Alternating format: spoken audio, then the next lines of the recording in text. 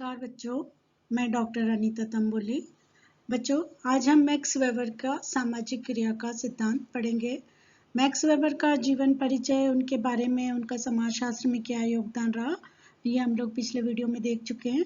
और इन्होंने सामाजिक क्रिया के बारे में क्या कहा है, सामाजिक क्रिया का सिद्धांत क्या है, ये आज हम इस वीडियो में डिस्कस करेंगे।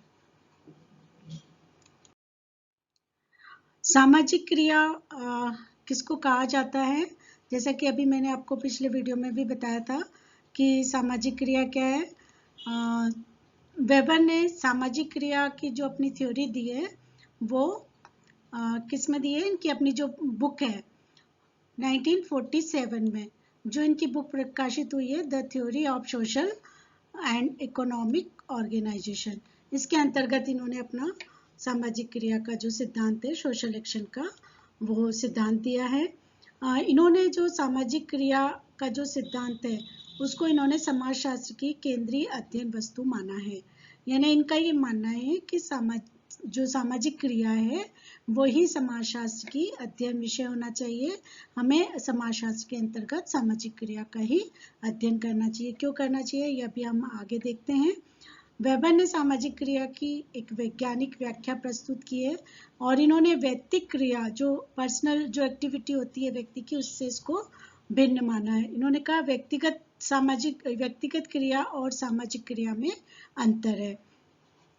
वेबर का जो सामाजिक क्रिया का सिद्धांत है उसको जानने से पहले हम क्रिया क्या है और व्यवहार बिहेवियर क्या है, इन दोनों को हम जान लेते हैं तो हमें इनका सिद्धांत समझने में बहुत ही आसानी होगी। अब क्रिया किसको कहा जाता है? क्रिया किसी भी कार्य को करना, जैसे खाना पीना, अन्य कार्य। जैसे आप लोग जब वर्ब पढ़ते थे, आपने क्रिया पढ़ी है ग्रामर के अंदर की क्रिया किसको कहते हैं? कोई भी कार्य को करना, होना क्रिया कहलाता है। अब दूसरा हम देखें कि अंतःक्रिया, इंटरैक्शन क्या होता है। जब क्रिया व्यक्ति अकेले करता है तो वो क्रिया कहलाती है, लेकिन जब वो किसी दूसरे व्यक्ति के साथ मिलकर कोई क्रिया करता है तो उसको हम अंतःक्रिया कहते हैं, इंटरैक्शन कहते हैं।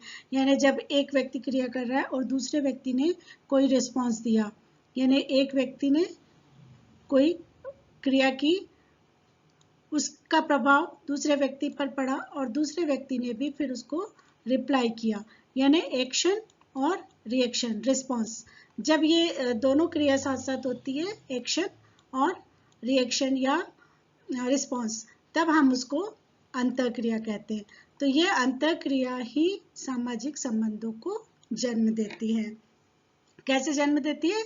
कि जब हम दो व्यक्ति आपस में मिलते हैं, एक्शन रिएक्शन करते हैं, तो उन दोनों में क्रिया प्रतिक्रिया होती है। जब वो बार बार इंटरेक्शन होता है दो व्यक्तियों में तो उनमें आपस में जान पहचान बढ़ जाती है और इसी तरह से हमारे सामाजिक संबंधों का निर्माण होता है। तो इस तरह से मैक्स वेबर क्या कहते हैं कि सामाजिक क्रिया केवल क्रिया तो व्यक्ति का अपने आप में कुछ भी कार्य करना, लेकिन जब वो इंटरेक्शन करता है, अंतःक्रिया करता है, तब वो दो व्यक्ति मिलकर आपस में क्रिया अंतःक्रिया करते हैं, तो उससे हमारे सामाजिक संबंधों का निर्माण होता है और इन्हीं सामाजिक संबंधों का ही समाज में उससे ही समाज का निर्माण होता है। तो इनका ये मानना है कि बेसिकली हमारे समाजशास्त्र में सामाजिक क्रिया का अध्ययन करना चाहिए, है ना। तो आगे ये क्या बताते हैं कि सामाजिक क्रिया के लिए 4 तत्व आवश्यक है, यानी ये 4 तत्व होंगे तभी कोई क्रिया सामाजिक क्रिया कहलाएगी। जैसे पहला जरूरी है कर्ता। कर्ता क्यों जरूरी है? कि इसके अंदर क्रिया को करने के लिए एकाधिक व्यक्ति का होना आवश्यक है। जैसे मैंने अभी बताया कि दो व्यक्ति आपस में क्रिया अंतःक्रिया करेंगे तभी वो सामाजिक क्रिया बनेगी, तो इसके लिए एक से अधिक व्यक्ति का होना जरूरी है। फिर हम देखें लक्ष्य। व्यक्ति कोई भी क्रिया करता है तो किसी न किसी लक्ष्य को लेकर ही वो क्रिया करता है। फिर तीसरा है साधन, यानी जो वो क्रिया लक्ष्य उसको प्राप्त करना है तो उसके लिए उसके पास कोई न कोई साधन अवश्य जुटाता है। वो किसी साधन से ही वो क्रिया करता है। जैसे अगर उसको कॉलेज जाना है, किसी छात्रा को कॉलेज जाना है, उसको क्लास अटेंड करनी है, तो ये उसका लक्ष्य हो गया और इसके लिए वो कोई साधन लेगा, किसी के साथ जाएगा, कोई कन्वेंस लेगा, टेम्पो में या ऑटो में, कैसे भी करके वो अपने उस तक पहुंचता है। फिर हम देखें कि परिस्थिति। वेबर क्या कहते हैं कि प्रत्येक क्रिया किसी न किसी परिस्थिति में ही संभव होती है। ऐसे शून्य में कोई भी क्रिया नहीं होती, कोई न कोई उसके लिए परिस्थिति होना आवश्यक होता है। तो इस तरह से सामाजिक क्रिया क्या है, जब दो व्यक्ति आपस में इंटरेक्शन करते हैं तब वो क्रिया सामाजिक क्रिया बनती है। आगे हम देखें। अब हम आगे देखते हैं कि मैक्स वेबर ने सामाजिक क्रिया के बारे में क्या बताया है। मैक्स वेबर से पहले सामाजिक क्रिया के बारे में जो अपने विचार व्यक्त किए थे वो अल्फ्रेड मार्शल ने किए थे। यानी सर्वप्रथम सामाजिक क्रिया के बारे में किन्होंने बताया था? अल्फ्रेड मार्शल ने। उसके बाद इटली के जो समाजशास्त्री थे विल्फ्रेड पैरेटो, इन्होंने भी सामाजिक क्रिया के बारे में क्रिया की अवधारणा दी। वेबर ने अर्थपूर्ण सामाजिक क्रिया के सिद्धांत को प्रस्तुत किया। अर्थपूर्ण किस रूप में कहा है इन्होंने?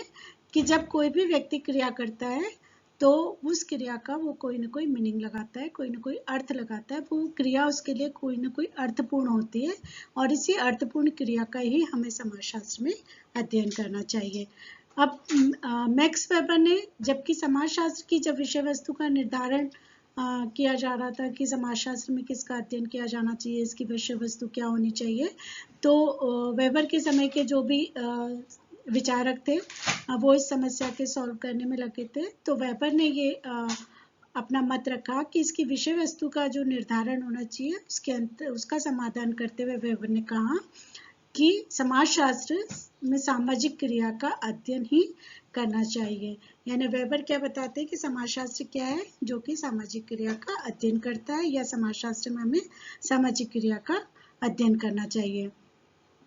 अब हम देखें कि सामाजिक क्रिया की परिभाषा मैक्स वेबर ने किस प्रकार से दी है। इन्होंने सामाजिक क्रिया को क्या कहा है?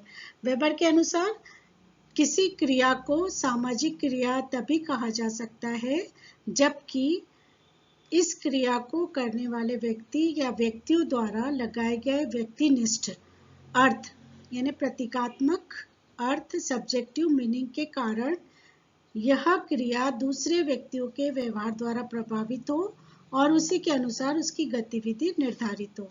यानी वेबर क्या कह रहे हैं कि किसी भी क्रिया को हम सामाजिक क्रिया कब कहेंगे? जबकि जो क्रिया करने वाला व्यक्ति या व्यक्तियों के द्वारा जो अर्थ लगाया गया है, यानी वो क्रिया क्यों कर रहा है, ये वो पर्टिकुलर व्यक्ति उसका मीनिंग लगाता है और हर व्यक्ति अपनी अपनी क्रिया का अलग अलग मीनिंग लगाता है। किसी एक क्रिया को करने का एक व्यक्ति का दूसरा अर्थ होता है और दूसरा व्यक्ति अपने अनुसार उसका दूसरा मीनिंग लगाता है। तो हमें यहाँ पर ये देखना है वेबर के अनुसार कि वेबर ये कहते हैं कि व्यक्ति व्यवहार जो कर रहा है उस व्यक्ति पर्टिकुलर व्यक्ति की क्या सोच है, उस क्रिया को करने में वो क्या अर्थ लगा रहा है, उस अर्थ को हमें जानना आवश्यक है और उसी अर्थ के कारण यह क्रिया दूसरे व्यक्तियों के व्यवहार से प्रभावित हो। यानी जब वो अर्थ लगाता है, उस अर्थपूर्ण क्रिया को करता है, लेकिन उस क्रिया में दूसरे व्यक्ति के द्वारा वो क्रिया प्रभावित होना जरूरी है और उसी के अनुसार उसकी गतिविधि निर्धारित हो। जब वो दूसरे व्यक्ति से प्रभावित होकर क्रिया करेगा और उस प्रभावित होने से ही उसकी गतिविधियां भी उसी प्रकार से निर्धारित होती है, तो उससे हम सामाजिक क्रिया कहते हैं। यानी वेबर के अनुसार सामाजिक क्रिया क्या हुई कि जो भी क्रिया व्यक्ति करता है वो व्यक्ति उस क्रिया का अर्थ लगाता है, वो क्रिया दूसरों के द्वारा प्रभावित होना आवश्यक है और उसके अनुसार उसकी गतिविधि निर्धारित होती है। तो इस परिभाषा से क्या स्पष्ट हो रहा है कि किसी भी क्रिया को सामाजिक क्रिया कहना के लिए आवश्यक है कि हम उसमें व्यक्तियों के व्यक्तिक दृष्टिकोण को, अर्थात व्यक्ति या कर्ता उस व्यवहार का क्या अर्थ लगाता है उसे जाने, उसे ही हम सामाजिक क्रिया कहते हैं। आगे हम देखें। वेबर ने कहा है कि किसी भी क्रिया को सामाजिक क्रिया तभी कहा जाएगा जब उसमें निम्न 4 विशेषताएं शामिल होना आवश्यक है। जब तक ये चारों विशेषताएं किसी क्रिया में नहीं होगी वो क्रिया सामाजिक क्रिया नहीं कहलाएगी। तो मैक्स वेबर ने सामाजिक क्रिया की 4 विशेषताएं बताई। कौन कौन सी? पहली विशेषता वो बताते हैं कि कोई भी क्रिया सामाजिक क्रिया तब होगी जब सामाजिक क्रिया दूसरे व्यक्तियों के भूतकाल, वर्तमान या भावी यानी भविष्य के व्यवहार से प्रभावित हो सकती है। कैसे? यानी जब हम कोई व्यक्ति क्रिया कर रहा है तो वो वर्तमान में कोई क्रिया कर रहा है तो ये हो सकता है कि वो क्रिया किसी व्यक्ति के भूतकाल के व्यवहार से प्रभावित हो रही हो। भूतकाल के कैसे? जैसे हम कहें कि आज वर्तमान में किसी व्यक्ति ने हत्या कर दी किसी की, तो जरूरी नहीं है हम सोचते हैं कि अभी अचानक में उसने कैसे हत्या कर दी, लेकिन हो सकता है कि भूतकाल में उस व्यक्ति ने जिसने हत्या की है उसके किसी परिवार को चोट पहुंचाई हो, उसके साथ कोई धोखा किया है, किसी की हत्या कर दी हो, तो जब अब वर्तमान में उसे मौका मिला तो उसने उस व्यक्ति की हत्या कर दी। तो ये क्रिया उस व्यक्ति के भूतकाल के व्यवहार से प्रभावित है, तो इसलिए ये क्रिया सामाजिक क्रिया कहलाएगी। वर्तमान काल से प्रभावित हो सकती है, जैसे हम कहते हैं कि जब हमारे जो फिजिकल टीचर होते हैं पीटी करवाते हैं, आप लोगों ने स्कूल में पीटी किया होगा, टीचर जैसे जैसे एक्सरसाइज कराता जाता है आप वैसे वैसे करते जाते हो, तो ये दूसरे व्यक्ति से प्रभावित होकर की गई है, तो वो वर्तमान जो हमारे सामने क्रिया कर रहा है, तो ये वर्तमान काल से प्रभावित क्रिया कहलाएगी। फिर हम देखें भविष्य काल से किसी व्यक्ति से प्रभावित होकर क्रिया कैसे कर सकता है व्यक्ति, कि जैसे आप परीक्षा की तैयारी कर रहे हो, आप अकेले पढ़ रहे हो, लेकिन ये क्रिया सामाजिक क्रिया हो सकती है। ये भविष्य में किससे प्रभावित है, कि जो आपका एग्जामिनर है, जो आपकी कॉपी चेक करेगा, उस एग्जामिनर उस व्यक्ति से प्रभावित होकर आज आप वर्तमान की तैयारी कर रहे हो, तो ये आपकी भविष्य काल के व्यवहार से प्रभावित क्रिया हो गई। तो वेबर क्या कहता है कि कोई भी सामाजिक क्रिया जब दूसरे व्यक्तियों के भूतकाल, वर्तमान काल और भविष्य काल से प्रभावित हो सकती है। दूसरी विशेषता वो बताते हैं कि प्रत्येक प्रकार की क्रिया सामाजिक क्रिया नहीं होगी, यानी हम देखें कि ये वर्तमान भूतकाल किसी भी दूसरे व्यक्ति से प्रभावित कर क्रिया की जा रही है, लेकिन हर क्रिया सामाजिक नहीं होगी यदि वह जड़ पदार्थों और बेजान पदार्थों से प्रभावित हो। यानी हमें केवल जो जीवित व्यक्ति है उसके व्यवहार से ही प्रभावित क्रिया सामाजिक क्रिया कहलाएगी।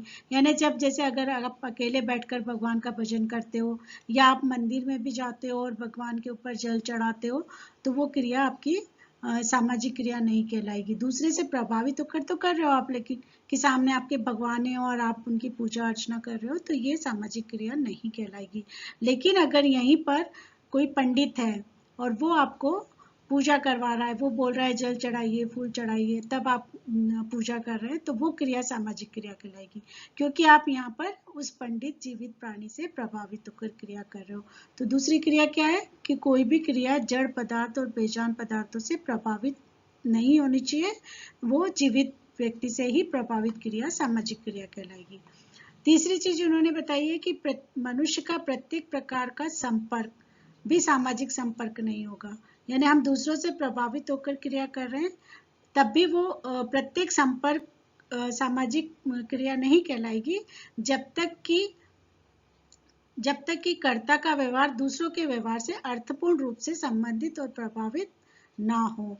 यानी जब हम दो व्यक्ति, जैसे हम एग्जांपल लें कि दो व्यक्ति आपस में टकरा जाते हैं और बिना कुछ कहे आपस में अपने अपने रास्ते चल देते हैं, तो जब तक अभी हमने पिछली बार उसमें देखा कि इंटरेक्शन ही सामाजिक क्रिया कहलाती, जब तक क्रिया अंतर क्रिया नहीं होगी व्यक्ति के बीच में, तो वो सामाजिक क्रिया नहीं होगी।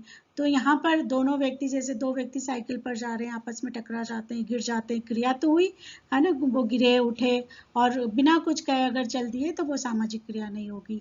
लेकिन इसके अपोजिट अगर वो आपस में झगड़ा करने लगे या एक दूसरे को सॉरी बोला या कुछ भी उनके बीच में इंटरेक्शन हुआ, क्रिया अंतर क्रिया हुई, तो वो क्रिया सामाजिक क्रिया कहलाएगी। यानी दूसरे व्यक्ति से प्रभावित क्रिया भी सामाजिक नहीं होगी जब तक दोनों के बीच में कोई इंटरेक्शन नहीं होता। चौथी चीज उन्होंने बताई है कि सामाजिक क्रिया न तो अनेक व्यक्तियों के द्वारा की जाने वाली एक सी क्रिया को कहते हैं और न ही उस क्रिया को कहते हैं जो कि केवल दूसरों से प्रभावित यानी उसको देखकर की जा रही हो। यानी यहाँ पर भी ये कहते हैं कि हर दूसरे से प्रभावित क्रिया या दूसरों का अनुसरण करके उसको फॉलो करके की जाने वाली क्रिया भी सामाजिक क्रिया नहीं होगी। जैसे हम देखें एग्जाम्पल कि बारिश आने पर अगर सब व्यक्ति छाता खोल लेते हैं, लगा लेते हैं, तो ये सामाजिक क्रिया नहीं होगी। यानी हम दूसरों से प्रभावित होकर क्रिया तो कर रहे हैं, लेकिन हम केवल उनका अनुसरण कर रहे हैं। लेकिन हम अगर जब पीटी टीचर का अनुसरण करते हैं तो वो सामाजिक क्रिया कहलाएगी। इसका मतलब क्या है कि यहाँ पर हमारा कोई लक्ष्य है कि अगर हम पीटी कर रहे हैं तो हमारे एक्सरसाइज हो रही है, हमें हमारी बॉडी के लिए बहुत ज़रूरी है और हम किसी उद्देश्य को लेकर इस क्रिया को कर रहे हैं, तो ये सामाजिक क्रिया कहलाएगी। और यहाँ पर अगर हम केवल सब व्यक्ति एक जैसा कार्य कर रहे हैं लेकिन उनसे हमें उनसे प्रभावित होकर हम क्रिया नहीं कर रहे। जैसे बारिश का एग्जाम्पल हम देते हैं तो हम बारिश से प्रभावित होकर छाता खोल रहे हैं, हम दूसरे व्यक्ति से प्रभावित होकर छाता नहीं खोल रहे कि उन्होंने भी छाता खोला तो हमने भी खोल लिया, तो ये क्रिया सामाजिक नहीं होगी। लेकिन एक पीटी टीचर की देखा देखी अगर हम भी वो एक्सरसाइज कर रहे हैं तो वो क्रिया सामाजिक क्रिया होगी। तो इस तरह से सामाजिक क्रिया में 4 बातें जरूरी है कि पहला तो ये है कि सामाजिक क्रिया किसे कहा जाता है, जब तक कि वो दूसरे व्यक्ति से प्रभावित क्रिया नहीं हो। दूसरे व्यक्ति का जो प्रभाव है वो भूतकाल का भी हो सकता है, वर्तमान काल का भी और भविष्य काल का भी हो सकता है। केवल जड़ पदार्थ से प्रभावित होकर जो दूसरी चीजों से प्रभावित होकर क्रिया सामाजिक क्रिया नहीं होगी, जब तक कि कोई जीवित व्यक्ति से प्रभावित ना हो। सभी प्रकार का संपर्क सामाजिक क्रिया नहीं कहलाएगा जब तक कि उन दोनों में क्रिया अंतर क्रिया नहीं हो, और सभी एक जैसा कार्य करते हैं एक दूसरे से देखकर, तो वो क्रिया भी सामाजिक क्रिया नहीं होगी जब तक कि उसमें हमारा कोई उद्देश्य शामिल नहीं हो। तो इस तरह से सामाजिक क्रिया क्या कहलाती है वेबर के अनुसार कि सामाजिक क्रिया वो क्रिया है जिसमें व्यक्ति उसका कोई अर्थ लगाता है और किसी लक्ष्य को लेकर वो क्रिया करता है, उसमें सामने वाले व्यक्ति से प्रभावित होकर क्रिया करता है। वो प्रभाव उसका भविष्यकाल, भूतकाल, वर्तमान काल कोई सा भी प्रभाव हो सकता है, और वो जीवित व्यक्ति से प्रभावित होकर भी की गई क्रिया ही सामाजिक क्रिया कहलाती है। अब अगले वीडियो में मैं आपको सामाजिक क्रिया के वेबर के द्वारा जो प्रकार बताए गए हैं कि सामाजिक क्रिया कितने प्रकार की होती है वो आपको बताऊंगी। Thank you.